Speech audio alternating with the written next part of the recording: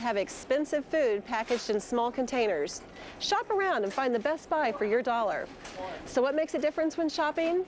The most important step you can take to stretch your food dollar is to make a list and stick to it.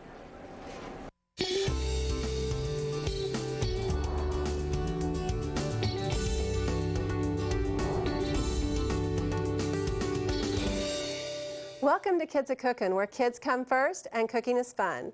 I'm Karen, and today we have Luke back with us in the kitchen. We're glad to have you back. You've grown since you were here last. Yeah. About how many inches do you think you are? Probably, I've grown 4. You've grown 4 inches? That's a lot of growing. It hasn't been that long, has it?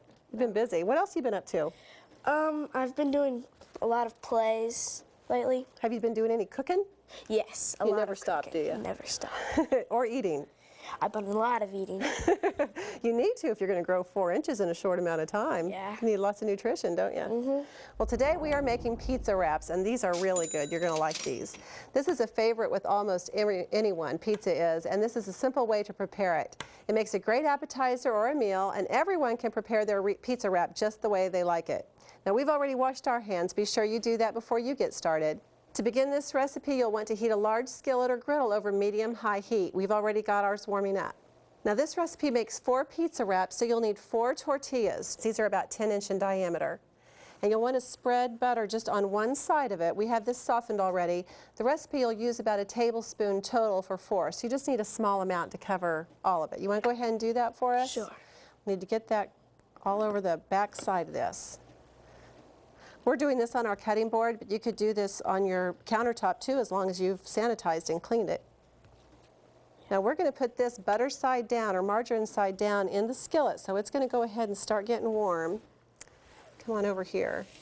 And then this recipe calls for 1/4 cup of pizza sauce for all 4 of them. So we're going to measure it out so that we can use just a portion of that for each one. You want to use that spoon.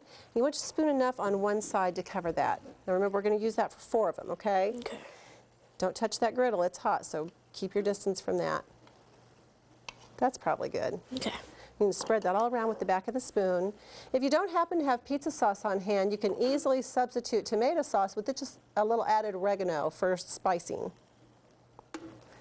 Good job.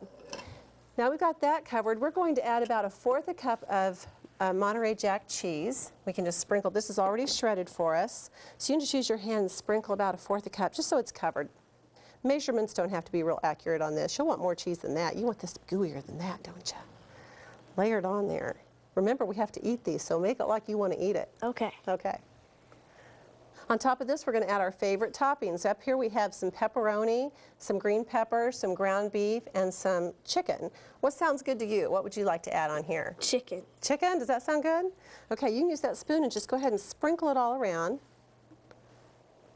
Spread it all out so there's good chicken in every bite. Okay. Now that cheese is already melting, you can see, can't you? Yep. Then you want to fold the clean half of the tortilla over on top of your fillings. Just kind of fold it there good so it all stays in there. Now you want to let that grill for about 2 minutes on that side until the cheese melts. It's probably already been grilling about that long. So we can flip this over. You want to try that? Sure. Think you can flip it? Just scoop underneath it and try to flip that over. It's kind of big. Excellent.